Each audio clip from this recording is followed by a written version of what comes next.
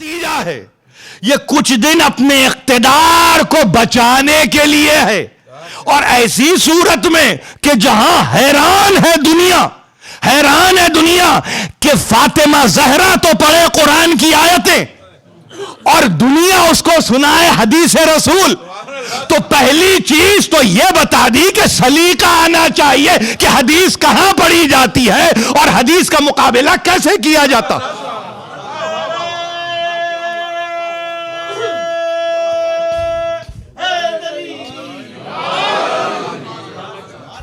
آپ سمجھ رہے ہیں؟ یہ جہاں پر یہ سلیقہ نہ ہو، میں عرض کر رہا ہوں آپ کو، اور سلیقہ محمد ابن اسماعیل بخاری کو نہیں کہہ رہا ہوں، ان کو جن سے اسماعیل بخاری متاثر ہیں۔ اب یہ دونوں طرح سے متاثر کے لفظ کو لیجئے، آپ سمجھ رہے ہیں نا؟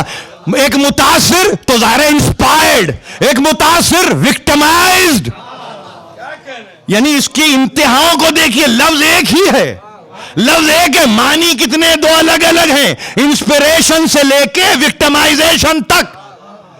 چونکہ دینے والا وہاں کھڑے ہو کے کس کے مقابلے پہ؟ جس کے گھر میں قرآن آیا ہو اس کے مقابلے پہ حدیث رسول۔ پہلی غلطی یہ ہے کہ میرے باپ کا کلام کہہ کے نہیں، پہلے تو تمہیں یہ سلیقہ سکھاؤں گی کہ قرآن کے مقابلے پہ حدیث نہیں پیش کی جاتی۔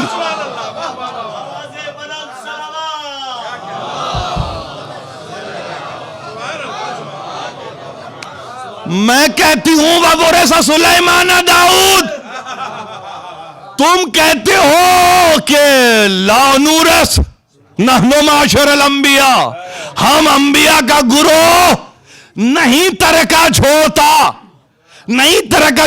کانٹینٹس پہ ابھی گفتگو نہیں کروں گی میں، کانٹینٹس پہ نہیں، یہ نہیں، بلکہ پہلے تو سلیقہ جانو۔ سلیقہ، اگر آج تک سلیقہ قرآن کے پڑھنے کا نہیں آیا تو معاف کر دیجئے ان کو، اس لیے کہ ان کے ابو جد کو بھی سلیقہ نہیں آتا تھا۔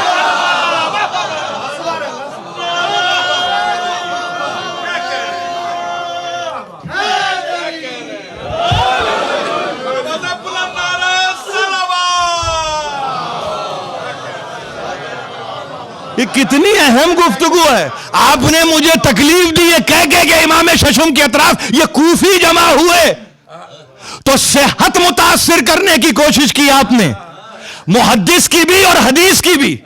میں اتنی صحتوں کو متاثر کر دوں گا اس تقریر کے آخر تک کہ جس کے نتیجے میں نفرت ہو جائے گی، نفرت۔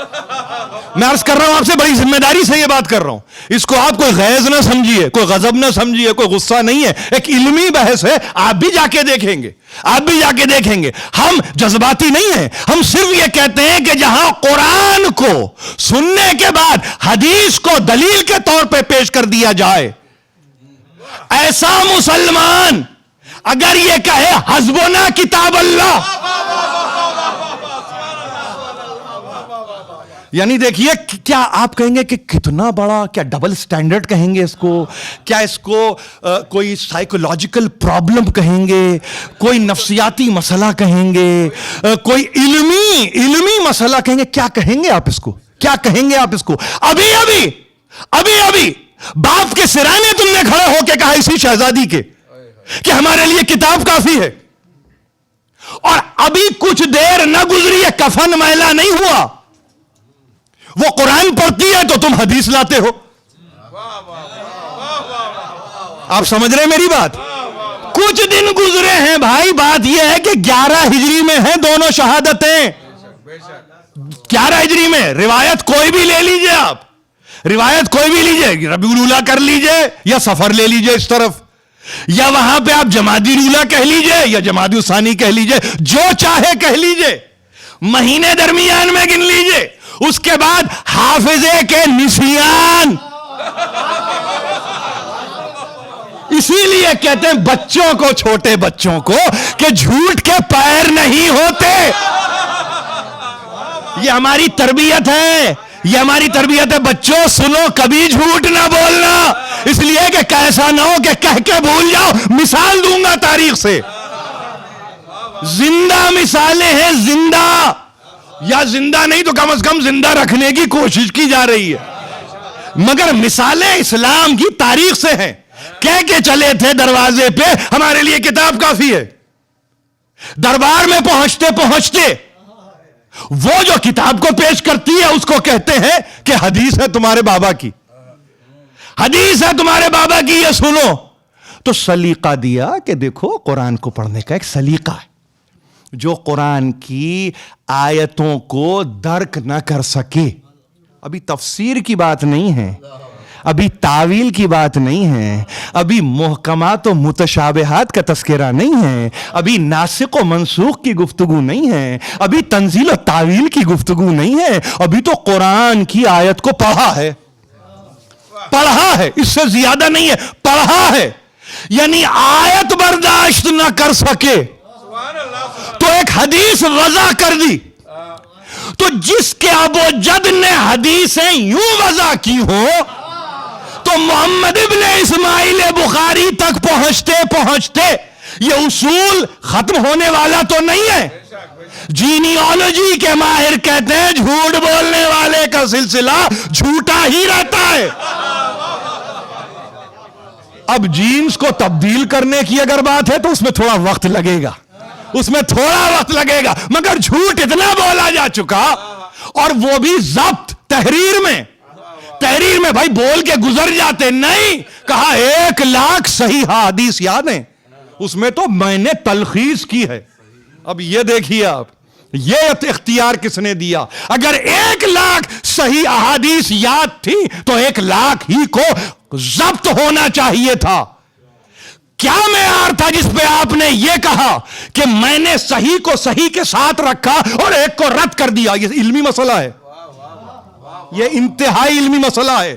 2 سچ باتوں میں ایک کو ڈراپ کیسے کیا جاتا ہے؟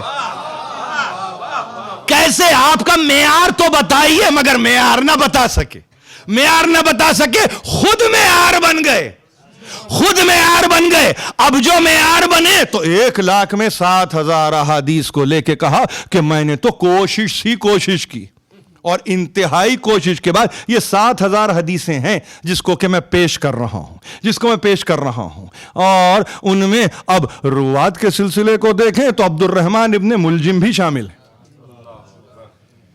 عمران ابن قطان بھی شامل ہیں. اس میں اب ایسے راوی شامل ہونے لگے کہ آپ حدیث کو تو پڑھیں گے بعد میں, پہلے تو آپ کو دیکھنا ہے کہ راوی کون ہے. ارے گھر میں, دفتر میں, معاشرے میں انسان کو پہلے دیکھا جاتا ہے, قول کو بعد میں جانا جاتا ہے. صورت دیکھ کے طبیعت مقدر ہو جاتی ہے, آپ چہرہ پلٹاتے, انتظار نہیں کرتے کہ کچھ بولے گا, آپ انتظار نہیں کرتے کچھ بولے گا. کوئی اگر مجھ سے کہے کہ ان کے پاس ثقہ راویوں میں عبد الرحمن ابن ملجم ہے, تو میرا کیا طریقہ ہونا چاہیے آپ کے خیال میں؟ میرا طریقہ یہ ہونا چاہیے کہ نہیں اس حدیث میں معاف کر دو, اگلے صفحے پہ دیکھتے ہیں کہ کیا. نہیں, اس طرح سے تو نہیں ہوتا. دیکھیے اس طرح سے نہیں ہے, یہ انتہائی اہم صورت ہے. یہ ہماری آپ کی زندگی نہیں ہے کہ کمپرومائز پہ گزر جائے, نہیں, یہ اللہ اور اس کے رسول کے معاملات ہیں, یہ اصول ہے, اسی سے اصل نکلتی ہے, اور پھر اس کو اس اصل اور اصول فقہ کہا جاتا ہے. آپ کی ہماری زندگیاں ان اصولوں کے سہارے ہے. اسی لیے کہا یہ کون ہے تو قرآن نے بتا دیا, ہمیشہ کے لیے یاد رکھیے, سورہ آل عمران نے, هو الذی انزل علیک الکتاب, وہی ہے جس نے تم پر اے حبیب کتاب کو نازل کیا. اور پھر کیا ہے؟ فیہ آیات محکمات ہن ام الکتاب, اس میں آیات محکمات ہیں, اور پھر وہ کیا ہیں؟ وہ اصل کتاب ہیں.